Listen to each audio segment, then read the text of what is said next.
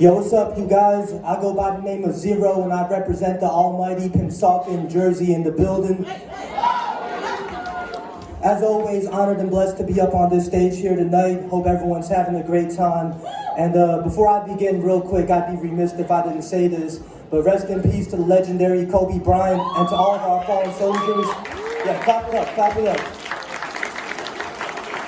That's a legend right there, bro. For real, for real. So now for my piece. So the theme for this is love, right?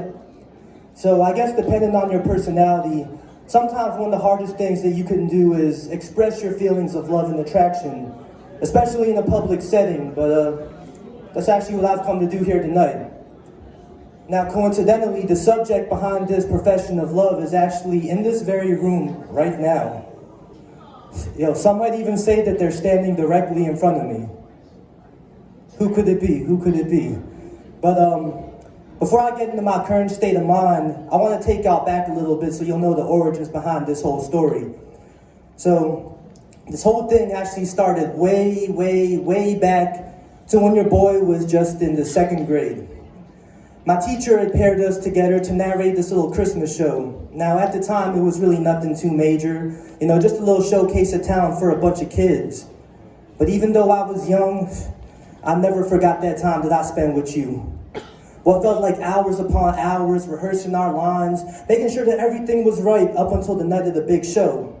And then came that night. I remember walking up into the building, being a little 80-year-old boy, feeling anxious, feeling nervous, but still confident, knowing that I had put in the work and put in the time to give a great performance. Plus, I was looking fly. My mom had dressed me up in this nice little gray suit. Actually, it might have been black.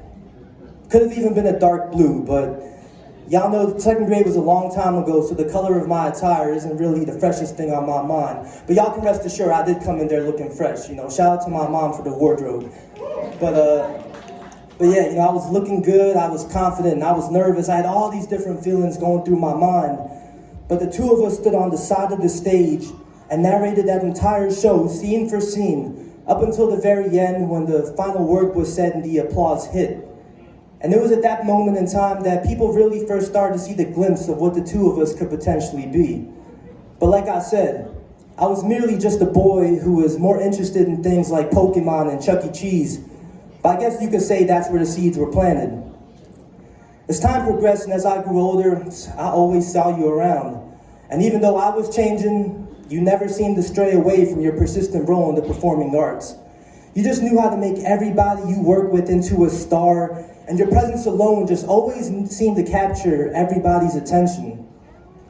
By the time my teenage years hit, puberty slammed me hard, like with a whole bunch of obstacles, and I knew there was no chance in hell that I could match your personality.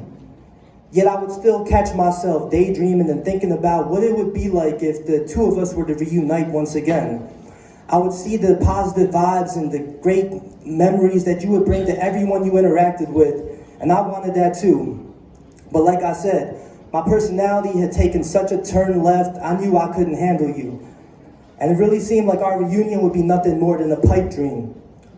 But as I grew, so did my confidence, and so did my self-assurance. And that pipe dream, which once seemed so far away, started getting closer and closer to reality. Until one night in September of 2017, when we had that long-awaited reunion. It's crazy, man, because it had been almost 2 decades since we were last together. Yet the timing just felt right. And surprisingly, it was actually at this very event of Voices in Power that we had our long-awaited reconciliation. I remember that day so vividly, seeing Lewis up in the building, anxiously walking into the warehouse on Watts, feeling nervous. From the moment I walked in, I instantly spotted you from across the room. And throughout the night, I found myself constantly eyeing you down with sweaty palms and a butterfly-filled stomach, just waiting and waiting for that moment when I could confront you once more. And then it came. I looked at you, I walked up to you, I gripped you tight, and with everything I had, I gave you my all. And yeah, I was nervous, but I said my piece in front of everyone to hear, and I stuttered. My voice might have even cracked. Y'all, I was scared. But I said what I needed to say, and you accepted me right back in, just like you did when I was 80 years old. Since then, we've maintained a pretty good relationship. And even though we don't see each other all the time, it's always a great vibe when we do link up. But honestly, I don't really know if I'd call it love, yet I can't deny the feeling that I get when I'm with you. You have given me strength, confidence, and the ability to truly and freely speak my mind. Holding you has become an addiction, and I long and crave for those nights when I can walk up to you and just grip you tight. You've empowered me, and for that, I am extremely grateful. But honestly, who really knows if this little thing we got going on is gonna last? I mean, you saw me grow from an 80-year-old boy to the 28-year-old man that stands before you today.